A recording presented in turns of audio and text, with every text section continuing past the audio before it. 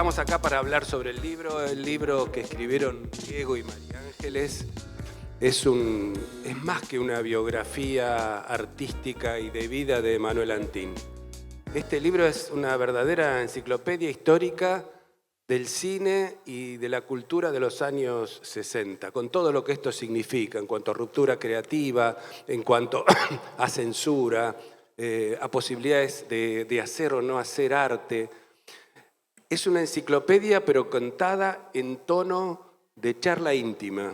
Esto es muy difícil de hacer. El libro tiene una continuidad de conversaciones con Manuel y con otros protagonistas de la época, con quienes están aquí presentes también, con técnicos, con actores, con actrices, y se va deslizando la narración de la vida de Antín y de la producción de esos años de una manera con tanta naturalidad que uno pasa de la charla íntima, que como decía Javier, se contaban verdades, exageraciones, mentiras, no se puede hacer cine sin las mentiras, a los datos biográficos, a las características de quienes hacían, a los técnicos, a los productores, a la manera de financiar las películas. La verdad es una enciclopedia contada en tono de charla íntima, que es una delicia, es un libro exquisito. Ustedes podrán decir que yo digo esto porque quiero vender el libro, cosa que es cierto, pero lo digo como lector. Lo digo como lector del libro y como persona apasionada por el cine y por la historia del cine. Y también lo conocí a Manuel. Yo lo traté bastante a Manuel en la Universidad del Cine. Manuel era una persona exquisita. Manuel era una persona fina, elegante, amable, con sentido del humor. A mí me producía estar con él una gran admiración. Y la verdad que hoy también acá estoy con un montón de personalidades que he admirado durante toda la vida, digamos, personas, actores, actrices, además de Marcela y de Fernanda, está Víctor Laplace, está Oscar Barnefín, está Cado Coster, está Chique González. Acá también hay muchas personas muy valiosas a las cuales nosotros tenemos que aplaudir a rabiar. Así que, bueno, gracias por permitirme. Gracias, Diego, gracias, María Ángeles. Los felicito por el libro y les agradezco que hayan pensado en Eudeva como editorial. No tiene desperdicio. Quisiera darle brevemente, porque pienso que podemos hacer una conversación con tantos protagonistas, quisiera darle brevemente la palabra primero a Fernanda, después a Marcela, después a los autores y después quien quiera decir algo, comentar, preguntar del público, va a ser muy bien recibido y aprovechado por todos nosotros. Las películas que rodó Manuel en blanco y negro, la primera mitad de su obra, que era la que él recordaba con más cariño, del resto prefería no hablar, están protagonizadas por actrices que fueron el rostro y el alma de muchas de sus películas de aquella generación del 60. Para hablar del 60 hay que hablar del 50 y del 70, por lo tanto vamos a hablar de 30 años del cine argentino. De nuestras invitadas, la primera que rodar con Manuel Antín fue Fernanda Mistral. Manuel la convoca para su segunda película basada en su propia novela, Los Venerables Todos.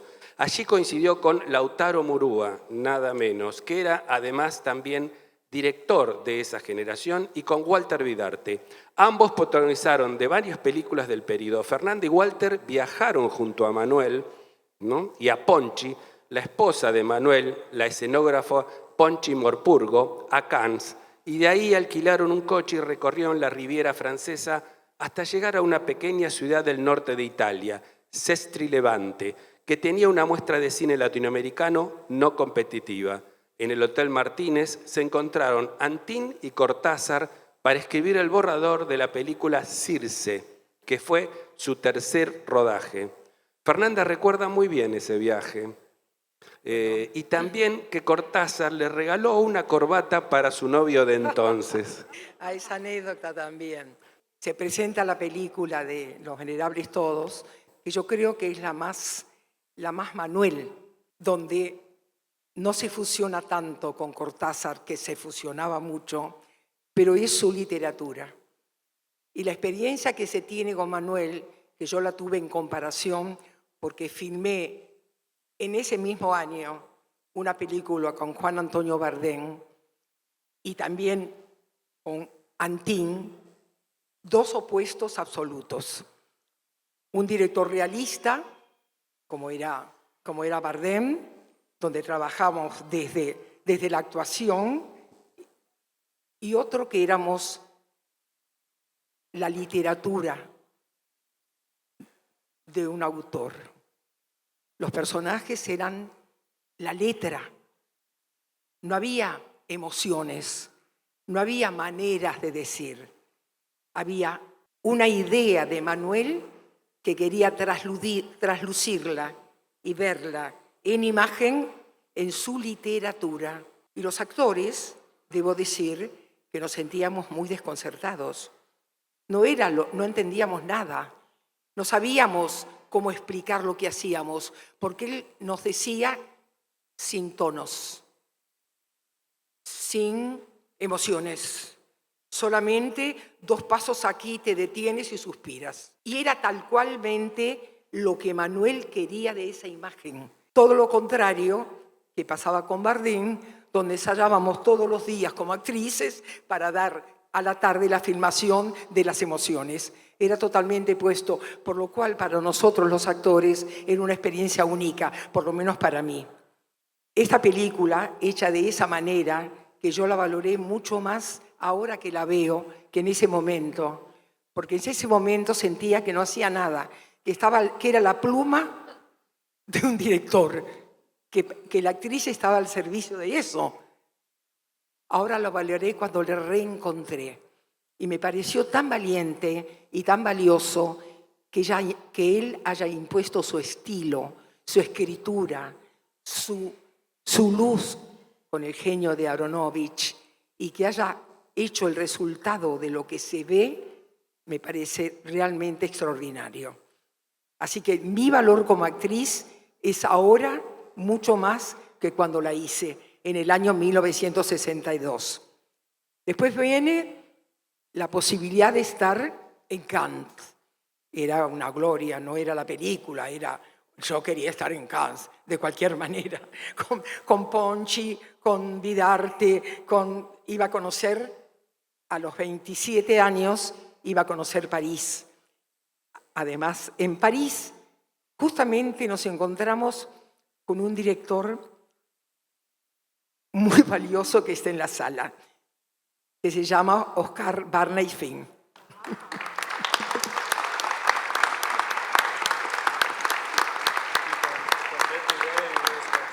Bueno, eso vino en el festival.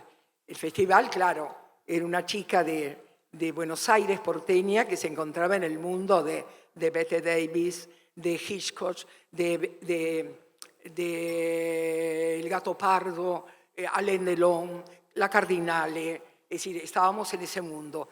Y ahí, precisamente en ese festival, como lo relató él, nos encontramos con Aurora Bernardes y Julio Cortázar. Y ahí empieza la amistad en ese momento. Y ahí nos vamos a Sestri Levante, y ahí viene la historia famosa de la corbata. Ellos es cierto que estaban preparando el libro de Circe, donde en ese momento yo estaba incluida. Después las cosas cambiaron y no estuve incluida más. Estuvo incluida para Graciela Borges, ella. Y cuento la historia de la corbata porque yo me había olvidado de comprarle una corbata en ese momento a mi pareja. Ellos nos estaban despidiendo en el aeropuerto y yo digo, ay, me esperan que voy al duty free a comprar una corbata. Y Julio me dice, toma, llévale la mía. Se saca la corbata y le regala la corbata a mi pareja, que en ese momento era Paul Rouget, que fue una gloria tener una corbata de Julio. Para mí Manuel es un misterio, ha sido un misterio, pero sí ha sido un devoto del cine, porque cuando él se hizo director de cine fue con otras cosas, con Dos Segundos Sombra, con otro tipo de literatura fílmica, pero cuando en el 60 él era un escritor en imagen. Es un hallazgo el título. María Ángeles y Diego encontraron un título difícil de mejorar. Y Marcela, así como Fernanda fue la primera musa que filmó con Antin, Fernanda, Marcela No, López Rey. no, ella sí. La primera fue María Rosa Gallo, Ah, perdón. con la cifra impar. La última fue La Marcela de López María Rey, Rosa Gallo. Ah, sí, sí. con Castigo al Traidor. El texto no era nada de Julio Cortázar, lo lamento. Era de Roa Bastos. Claro, de Roa Bastos, y era una novela de él. Y era inquietante como él la cuenta, como dice Fernanda. Manuel tenía un concepto del cine en el que yo creo, el cine es imagen. Lo dijo Fellini, lo hizo Manuel después, que es la imagen, esa cosa de no muchas palabras, no, ¿me están oyendo? Me parece que alejé el micrófono.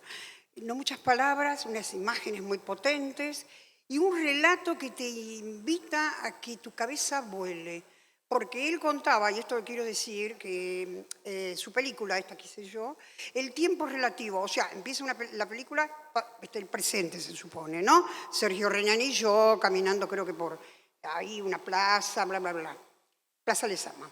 Y después salta al pasado, y esto es interesante porque no había explicación ni transición, como nos pasa en la cabeza.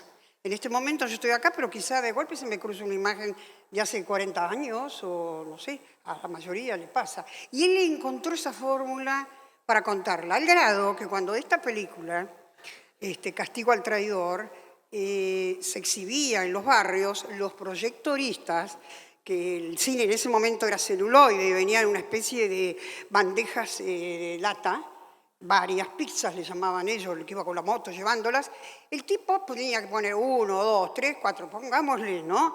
Pero acá se equivocaba y el tipo un día se equivocó y en vez del 1 pasó al 3. Y a Manuel le encantó porque él lo contaba como una hazaña del proyectorista, de que hizo ese salto en el tiempo, de que no importa, la película era lo mismo, antes, para adelante, para atrás, para todos lados, el cine es el cine. Yo estoy muy feliz de haber trabajado con Manuel Antín, porque él además, como vos dijiste muy bien, era un caballero. Él era un dandy, era un señor regio, con un gran sentido del humor, y les diría una ironía bastante brava a veces, pero a mí me encantaba. Era como una especie de papá ideal. Yo era muy jovencita en ese momento y me parecía un amoroso. Él representó en la Nouvelle Vague argentina, formó parte de ese movimiento, donde tengo la fortuna de participar. Y es verdad, como decía Fernanda también, no querían que fuéramos muy expresivos. Nada de levantar la ceja, tipo, no voy a nombrar a nadie para quemarlo, ni estar toda maquillada y todo ese rollo, nada, nada. Aronofsky a mí venía con el dedo y me sacaba el rímel en los jóvenes viejos, porque él decía, nada de maquillaje, cara lavada. La mayoría de nosotras trabajamos a cara lavada, con una cámara que se metía en tu alma, porque es la verdad. Y yo, muy orgullosa a esta altura de mi vida, con más de 80 años, les digo que estoy feliz de haber participado en ese cine. Bueno, empiezo yo decir que agradezco la presencia de tanta gente querida acá que han venido de distintos momentos de nuestras vidas, digamos. María Ángeles, aunque es española, vivió acá 20 y pico años de su infancia y adolescencia. Pero sobre todo la presencia de estas dos glorias, o sea, yo no puedo creer, o sea, esto es porque somos argentinos y estamos como acostumbrados, ¿no?, a la cercanía. Pero si ahora estuviéramos en Cannes, esto sería como estar con, no sé, ¿quién puedo decir? Con Mónica Vitti y Claudia Cardinale. Claro, porque son nuestras... Mónica sería ella y yo Claudia Cardinale, ¿no? Pido ese personaje. Perdona. No, y la verdad es que este libro empezó siendo conversaciones. A mí, yo soy muy charlatana en el buen sentido de la palabra, bueno, en el malo también. Y claro, y empecé a charlar primero con Manuel, después se lo presenté a María Ángeles, que es una editora y gran estudiosa de la obra de Cortázar, y le dije, tenés que conocerlo a Manuel, que trabajó con Cortázar, fueron amigos, escribieron cartas.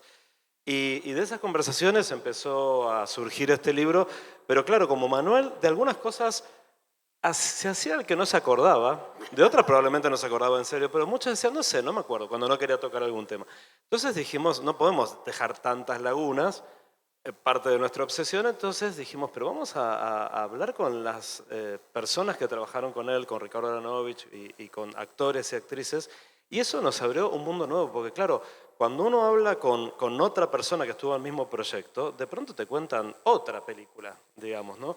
Entonces era muy bien. El único punto de coincidencia de todas las personas que conversamos eran que todos estaban encantados de haber trabajado con Manuel.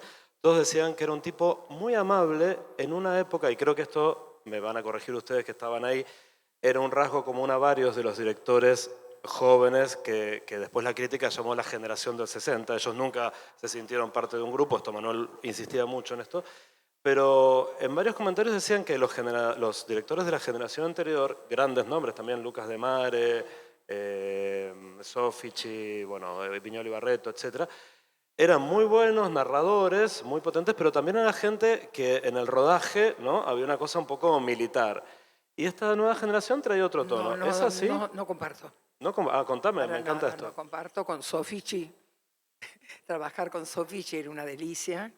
Era un hombre paternal, de una calidez enorme. Yo con De Mare no trabajé, pero trabajé con ellos y la verdad que no es así. Cada uno en su tiempo hizo, es decir, hacer con Sofici Barrio Gris, con Saulo Benavente como escenógrafo, con gente tan valiosa que todavía uno los tiene en la memoria, porque han sido gente que también han hecho literatura, porque Barrio Gris también viene de una novela. Y de esa época de la que hablas, también hacían novelas y filmaban novelas que eran valiosas.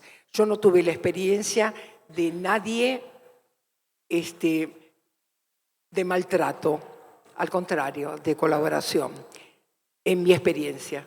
¿Y vos? ¿Porque vos trabajaste con Lucas? Yo trabajé con Lucas de Mare a fines de los 60, hice una película, Humo de marihuana. Ya es famoso. Me río porque yo no conocía la marihuana y él tampoco, debo confesar. Y él era, era un mundo, bueno, era una película.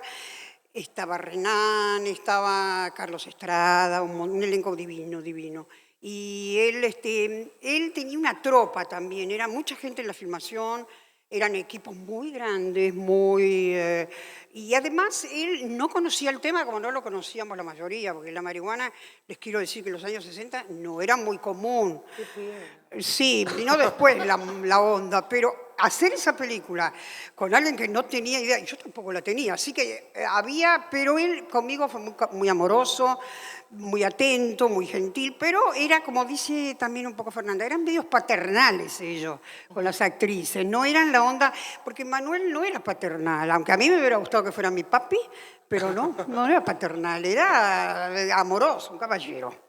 A Manuel hablo, de Manuel. Y Lucas de Mare era un hombre de la noche también, chicos, tenía mucho cabaret encima.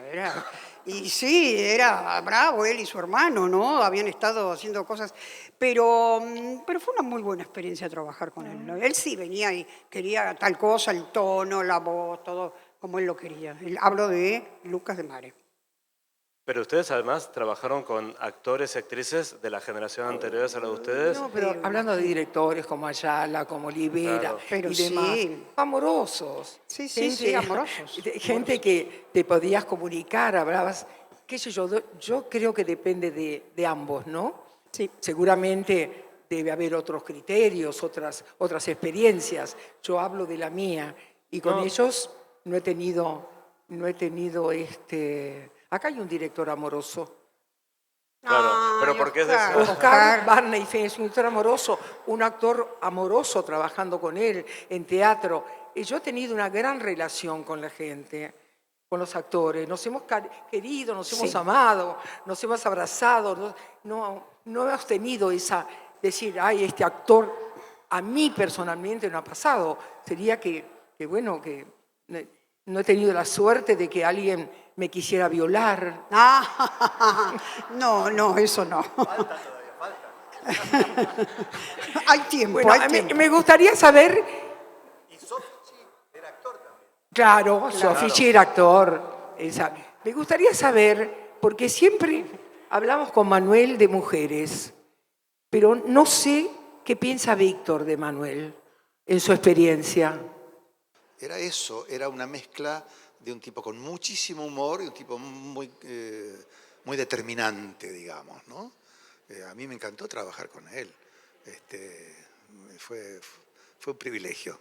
Como Sergio Renán, como qué sé yo, todos los directores con los que trabajé de esa generación, ¿no? Yo tengo 81 años y voy a tener 82, pero ya tomé, porque trabajé con la Guerra Gaucha, no la Guerra Gaucha, pero De Mare, Lucas De Mare, yo había hecho una película con Lucas De Mare.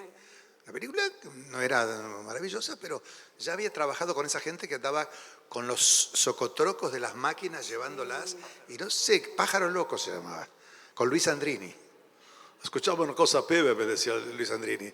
Vos fijate ahora cómo vas a ver, vos te vas a correrte un poco de lado, porque si no tu sombrero, Luis Andrini, te va a tapar, me decía. Y ya me estaba pasando los yeites de la profesión. Esto es muy interesante porque yo creo que la relación de los actores con los directores, las actrices con los directores, probablemente era diferente a la que Manuel contaba entre directores. Porque él decía que los directores jóvenes no habían sentido que los directores mayores, vamos a decir, les dieran un espacio en la mesa, como que marcaban cierta distancia. Pero probablemente en el trato con los actores y las actrices fuese distinto. Quizás eso explica un poco la diferencia, se me ocurre. Ustedes comprenderán que estando rodeados, como estamos, de personas maravillosas que son el testimonio de la vida productiva y maravillosa de Manuel, yo casi tengo que callarme y dejarlos hablar a ellos. Pero, no obstante, voy primero de todo a agradecer, por supuesto, de nuevo lo que dijo Diego, por supuesto a Eudeva, a Carla Lois, que no la veo por ahí, a todos los amigos que están acá y que están en los agradecimientos, que estáis en los agradecimientos todos y cada uno, Inés Vega, bueno, no puedo nombrar a todos, pero gracias a mi psicoanalista de tantos años, Alba Gasparino, bueno, gracias amigos, gracias futuros lectores, gracias Chiqui, gracias Leo Vinci, bueno, gracias a todo el mundo. Creo que hay que agradecer porque Manuel era agradecido y yo creo que nos enseñó una parte de eso cuando en las entrevistas recurrentes que tuvimos. Gracias a Diego Sabanés, querido Diego. A María Marta Antín y Mario Santos, que están por ahí, que nos dieron todo, su tiempo y su amor también. Y bueno, compartimos la tristeza de la muerte de Manuel hace 2 años, pero bueno, a él yo creo que le habría encantado ver el libro terminado, a pesar de que leyó una primera versión que la tenemos guardadita con sus apuntes, porque era perfeccionista. Entonces hizo un trabajo de edición, ¿no? Que nos satisfizo mucho porque quería decir que estaba atento. O sea, Manuel estaba atento a todo. Entonces, bueno, primero quería agradecer a Diego haberme hecho el contacto, ¿no? Porque es cierto que yo venía desde la infancia leyendo a Julio Cortázar, pero en un momento de mi vida empecé a trabajar un poquito más seriamente la investigación sobre Cortázar.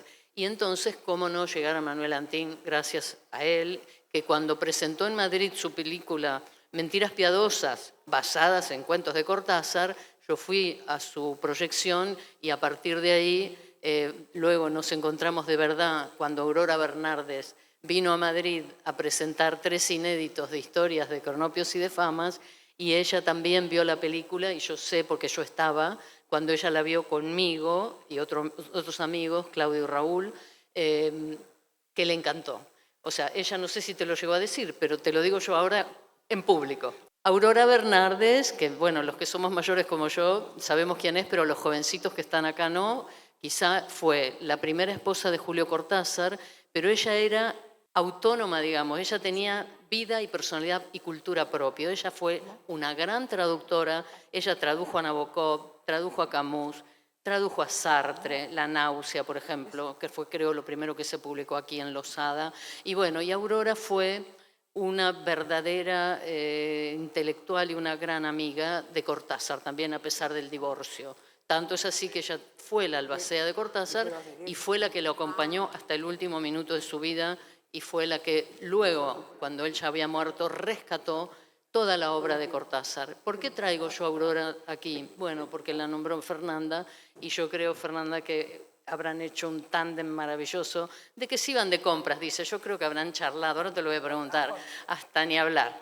Bueno, entonces, el vínculo de Antín con Cortázar, y no quiero extenderme, me hizo ver a Cortázar también de otra manera, porque también entendí lo que había querido ser Cortázar, que primero quiso ser músico, luego quiso ser poeta, pero luego, por suerte, se dedicó a escribir la gran obra que todos podemos seguir disfrutando. Pero Antín, y lo podéis ver en una vitrina que tenemos puesta ahí, gracias a la gentileza de la familia de Manuel, a María Marta y a Mario, él fue poeta primero, escribió 5 libros de poesía, que quizá mucha gente no sepa, están ahí 3 de ellos. Luego hizo teatro, 5 obras de teatro, una de las cuales sí se representó.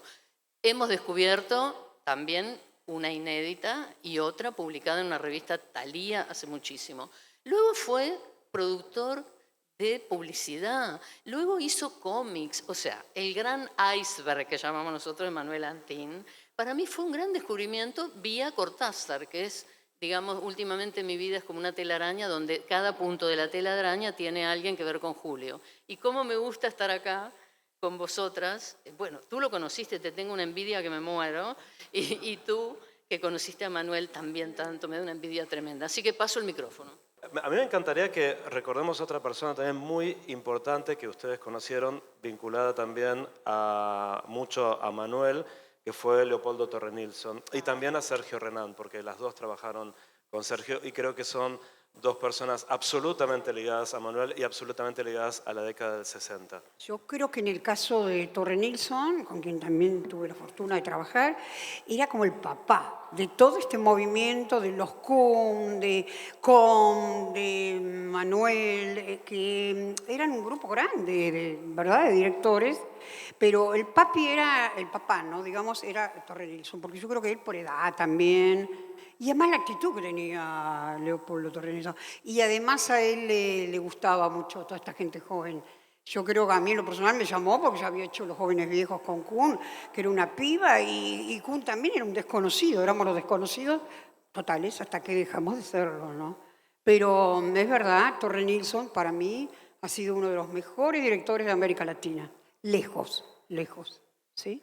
Mucho en televisión, fuimos amigos, fuimos cercanamente amigos, y lo recuerdo con mucho, lo admiraba, porque claro, Sergio era un intelectual con mucho respeto en ese momento. Nosotros, o yo particularmente, era una chica, bueno, que salía del conservatorio, era de la televisión, hacía teatro universal y todo lo demás, pero Sergio era Sergio. Sergio tenía digamos, una aureola de gran intelectual, y después siguió sus trabajos como director. No hay ninguna duda que lo ha sido. Así que, pero otra vez mucho en televisión. En televisión trabajamos mucho porque en televisión en aquel momento se hacían adaptaciones de obras. No había tanto. El otro día que le hicieron un homenaje a Migré, yo pude confesar que a mí no me gustaba hacer Migré. Yo quería ser Ibsen, pero no Migré. Lo que pasa que migré para ganarme la vida y vivir y ser conocida, pero de amar a un autor como Migré, yo no sentía ese sentimiento. Hay gente que lo sentía, pero yo no. Lo valoro porque fue alguien muy útil en la televisión y mandó éxitos e hizo conocer, y fue nuestra herramienta de trabajo hacer televisión, pero no era de los autores que nosotros amábamos. Aquí tenemos a Oscar, que hacía las novelas de El 7, que eran todas adaptaciones de novelas famosas, ¿no? Novelas valiosas. Así que, bueno, a Sergio también hacía eso. Es decir, había un grupo de gente que elegíamos. Hacíamos mucha televisión, hacíamos Migré, pero cuando nos llamaban del San Martín salíamos corriendo hacia el Ionesco. o El discípulo del diablo de Bernard Shaw, que aquí está mi compañero. Es decir, hay actrices que queríamos hacer personajes. Nosotros no somos personajes, nosotros hacemos personajes. Hay personas que son personajes en sí mismas, pero no es el caso de nosotras. Por lo menos le incluyo también a Marcela. Ya fue aludido Oscar varias veces, así que tiene que decir algo. Nosotros hemos tenido una larga relación con Manuel a partir de mi admiración por la cifra impar. Es decir, a partir de ahí, hasta que murió, yo creo que pocos días antes hablamos por teléfono. Es decir, siempre, hasta última instancia estábamos en comunicación. Yo tenía gran respeto, gran admiración, y a mí me sedujo mucho la cifra. Lo que pasa es que yo había nacido un poco al cine y al lenguaje cinematográfico con La Casa del Ángel de Torre Nilsson. Eso verdaderamente fue un cambio en el lenguaje importante. Y bueno, seguíamos a Torre Nilsson, que en ese momento todavía estaba, en esos momentos que aparecía todo este nuevo movimiento, él estaba haciendo La mano en la trampa, una de las mejores películas de él. Es decir, donde él siempre dijo que como tenía un guión flojo, o él creía que tenía un guión flojo, se dedicó a una realización perfecta, realmente muy atractiva. Entonces, claro, yo tenía esto y entonces cuando aparece la cifra impar, aparece ese lenguaje y además nosotros, yo digo nosotros porque teníamos un cineclub en Berisso, hicimos una semana del nuevo cine argentino cuando salen todas estas películas y lo llevo a Manuel. Y Manuel no le gustaba que le dijéramos que era el nuevo cine argentino o el joven cine argentino. Él me dice, yo no soy joven. Y es cierto, Manuel no tenía algunos años más, pero no tantos tampoco. Pero aquella ida a París, aquella cosa tan romántica, es decir, me pareció que era ver plasmado ese París en las imágenes de Manuel, era muy atractivo, pero además tenía estos actores maravillosos, tenía una Milagros de la Vega, una Lautaro Murúa, qué sé yo. Lo que pasa es que en los 60 también hay una gran transformación en lo que hace a la puesta en escena, a la dirección de los actores. Ahí tiene mucho que ver todo el movimiento teatral de los 60 argentinos, los nuevos autores, porque así como aparecen nuevos directores, aparecen nuevos autores. Todos los nuevos autores, es decir, Sobigliana, Cosa, Alac, todos aparecen en ese momento. Y también tiene que ver con la aparición de maestros como Hedy Krila, Gandolfo. Si bien había maestros anteriores, esos fueron los transformadores. Entonces, la sumatoria de una nueva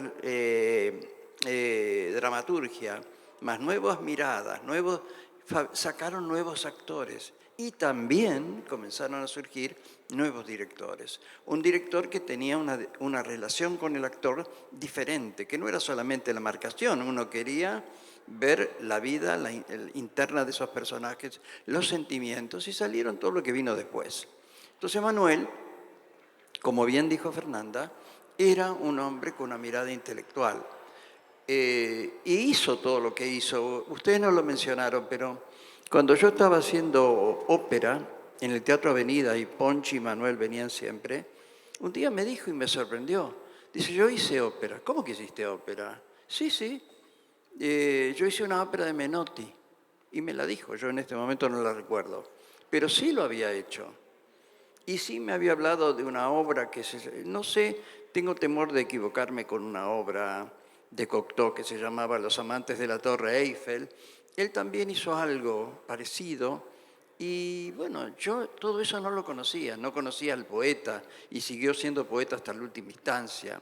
Ahora, un hombre riguroso porque también no dejaba traslucir todo eso, no lo publicaba, era estas cosas que hace poca gente, es tener rigor con aquello que hacen. Entonces, claro, la amistad con Manuel, la ida, los distintos momentos que todo eso ocurre a partir de eso. Y yo quiero mucho la película Los Venerables Todos. Yo sé que lo de Cannes no fue todo lo que Manuel esperaba, quizás, en cuanto a las reacciones. Pero además, Manuel en ese momento se acercaba mucho a lo que era el Nouveau Roman, la nueva literatura. Es decir, a él le gustaban Marguerite Durán, Nathalie Sarraute. Él tenía buen feeling, lo tuvo en Mar del Plata cuando vino y estuvo con Alain Robert Grillet. Es decir, todo eso forma un mundo personal, intelectual, muy rico, pero que no era lo habitual, lo común.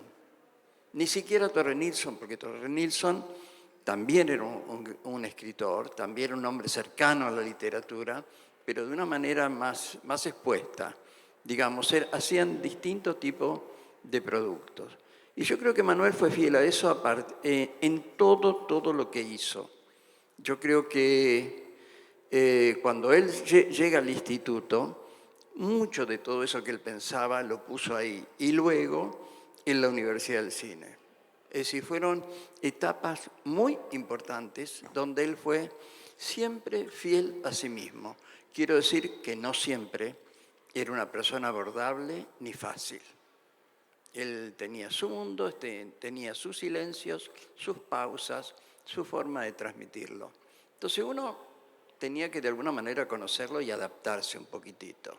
Nosotros, lo que cuenta Fernanda, a mí tuve la suerte de estar en ese Festival de Cannes, de ir con ellos a Sestri Levante, es decir, de vivir toda esa época, esa búsqueda. Incluso me llevaron hasta Roma y ahí me dejaron. Pero lo viví, es decir, y lamento mucho, porque en lo personal, en lo íntimo, fue alguien que estuvo cerca en cosas muy importantes, en esas cosas que uno tiene que es de festejar sus cumpleaños. Entonces Manuel estaba también cerca. Entonces uno va teniendo con las personas una relación más profunda que no pasa solamente por la cosa profesional. Y esto cuando no están, cuando viene esta ausencia, pero viene esta evocación también. Y yo creo que este libro va a ser de mucha utilidad, es decir, porque rescatan algo que yo creo que debe ser siempre rescatado en las personas, que es el rol que han cumplido, pero también marcar, yo creo importante, una época en la cual han vivido y ha vivido largos años. Y en esos años han ocurrido muchas cosas. Pero yo lo recuerdo a Manuel, quizás en no épocas tan esplendorosas, cuando allá lejos y hace tiempo, y de pronto le ocurrían estas cosas que le ocurren a los productores y directores que están a punto de perder todo el patrimonio que uno atesora.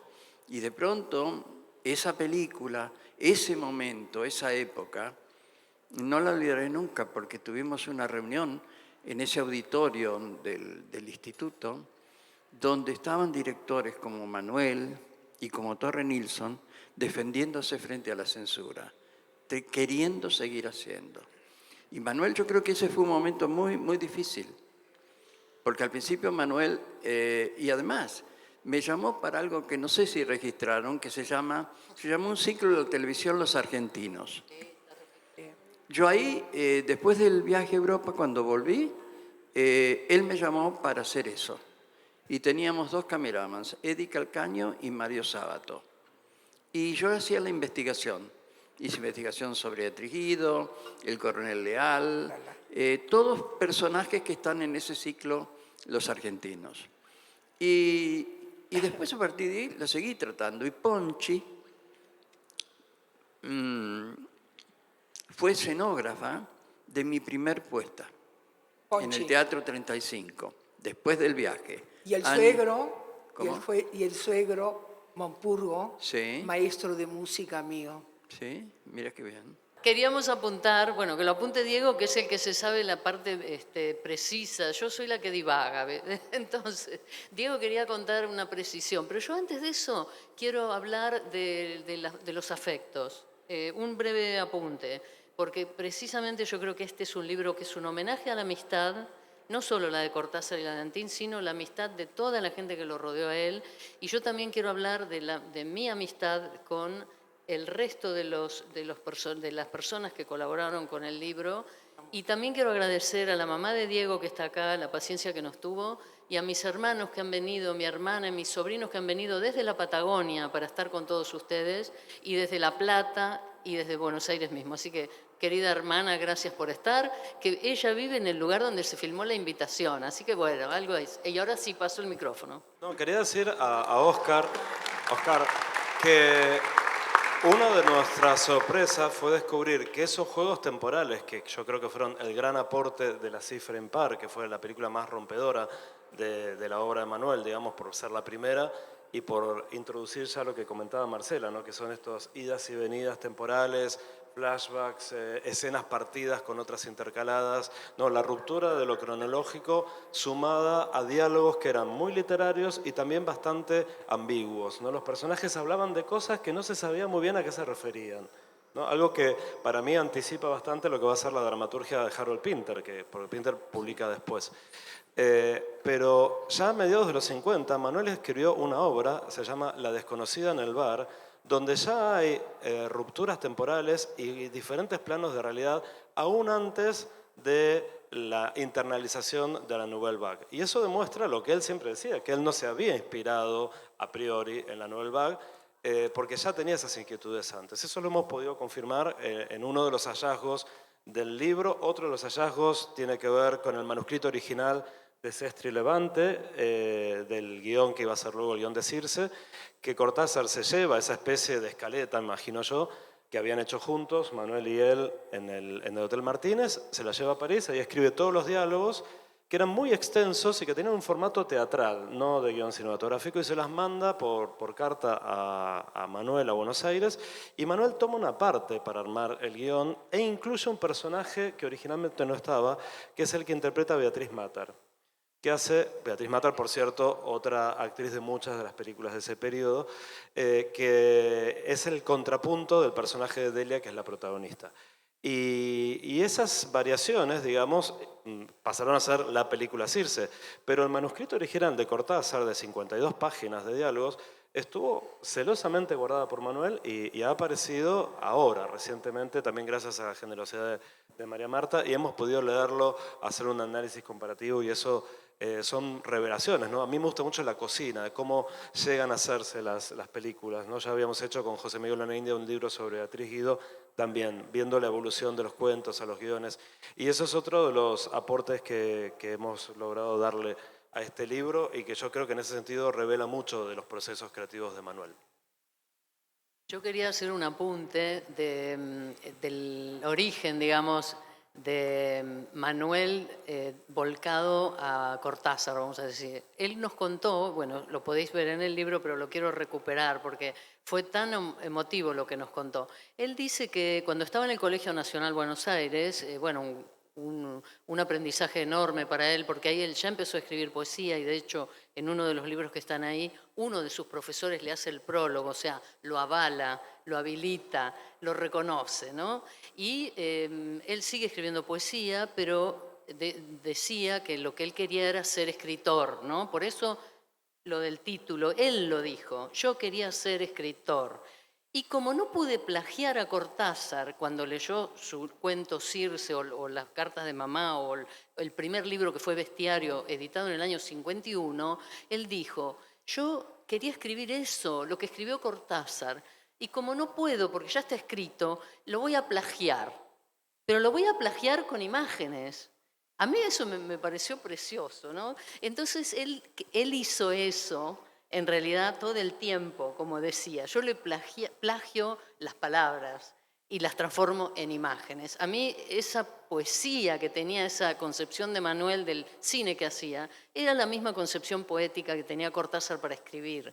Porque, bueno, voy a hablar un poquito de Cortázar, ¿no? Si uno lee la obra de Cortázar, siempre está lo que él decía que era una operación musical para él escribir. O sea, Cortázar escribía como si compusiera música o como si interpretara el famoso clarinete que su asistente en París decía, pero el señor toca horrible, decía, ¿no? Porque él quería haber sido músico, pero no lo fue. Bueno, entonces Manuel, esa pulsión, digamos, por la poesía, creo que es la base de lo que mismo que por supuesto comentó Diego, de la metáfora, de la fragmentación de la realidad, de la fragmentación del pensamiento, de esos sonetos que él escribió que eran a veces muy metafóricos y no sabes de qué está hablando también. Encontramos uno que hablaba del barrio, pero después no sabemos bien de qué estaba hablando. Pero bueno, el poeta Manuel, yo lo reivindico y reivindico también al poeta Cortázar y creo que ese vínculo hizo que tuvieran una amistad de tantos años y que pudieran trabajar tan productivamente. Hay una frase muy linda de Cortázar en el libro que está compilada, que es respecto de la literatura, de cómo escribía Manuel. Dice, porque tu literatura es como una danza de arañas. que me pareció una imagen increíble. ¿Y el cine era una danza de arañas también, el cine de Manuel? Es una pregunta. No sé, había una telaraña ahí, había que ver. Las películas de Manuel hay que verlas muy concentraditos, ¿no es cierto? No es un cine, a ver, empieza, desarrolla y termina. Hay un mundo que a mí me fascina, que es el del inconsciente. O sea, ahí, chiquita, prepárate. A ver si se te mete y te queda dentro una idea de Manuel. ¿En serio? Él hizo un cine muy interesante porque exigía del espectador atención. No era que, bueno, mientras pienso mañana me voy a ir a comer algo, no. Él había que estar ahí. Y a mí me gusta ese juego que hizo con nuestras mentes, ¿no? Creo que fue muy interesante el cine, que él aportó a este mundo y al mundo, no solo a Argentina, ¿no? Oscar decía que aparecían nuevos directores, nuevos autores, nuevas actrices, y aparecían nuevos espectadores para ese cine. Sí. Las películas de la Nouvelle Vague tuvieron mucho éxito, yo doy fe. Doy fe, ¿cómo? Sí, el público nos amó y lo digo sin ninguna vanidad. Pero yo también creo que en el mundo pasó que en los años 60 el cine se ocupó de los muy jóvenes. Hasta ese momento no eran protagonistas los jóvenes. Empieza una revolución, y empieza una revolución con las mujeres también, porque era otra manera de pensar, el amor libre, la pastilla que te permitió hacer lo que se te diera la gana. Esas cosas las reflejó el cine de la Nouvelle Vague, donde las mujeres se movían, se deslizaban y eran libres, no eran ¡ay, qué bueno! Con el rígida que de papá, mamá o marido, ¿no? Yo creo que es una revolución muy interesante, de la que me siento muy orgullosa de haber participado. De hecho, cuando nosotros propusimos esta idea de hacer un homenaje a ustedes, y las llamamos musas de las generaciones, porque yo creo que hay una forma de aparecer las mujeres en las películas de esta generación que es completamente diferente a las mujeres actrices de las películas anteriores. Esa es mi opinión personal. Yo disiento en Los Venerables No estamos de acuerdo en nada, Fernando. que hay una actitud totalmente machista dentro de lo que cuenta. Es de ser una mujer absolutamente enjaulada por los hombres. Con Los Venerables. ¿En cuál? Los Venerables todos. Los Venerables. Está rodeada absolutamente de hombres. Hay una literatura que no se desprende de la masculinidad permanente. Yo eso lo he sentido trabajando, eso lo he sentido en imagen y he sentido la esclavitud que tiene esta mujer dentro de ese grupo de hombres. Así que no hablemos tanto de libertad en las mujeres en ese momento porque no la había. Y tampoco en los autores ni en los escritores. Yo no lo conozco a Manuel literariamente, es decir, no lo conozco como Cortázar, porque Cortázar me hizo desear ser la maga. Y Manuel nunca... Toda una generación. Es otra generación. Pero siempre me gustó inventarme como la maga y con Manuel no puedo decir lo mismo. Así que no puedo hacer una comparación del trabajo literario de Manuel porque no lo conozco. Pero sí conozco que ahora acabo de encontrar una versión colombiana de Rayuela, que es una Biblia para mí. Estoy muy feliz y este libro promete mucho. Yo no lo he leído, pero esta noche formará parte de mis sueños. Yo estoy feliz de haber estado aquí. Me costó bastante venir porque estos acontecimientos cada vez pesan más. Pero me gustó de qué se trataba y de quién se trataba. Por eso vine. Antí me guió para que yo estuviera aquí y tú también, porque fuiste el nexo para que yo dijera sí a este acontecimiento de hoy. Así que gracias. Muchísimas gracias.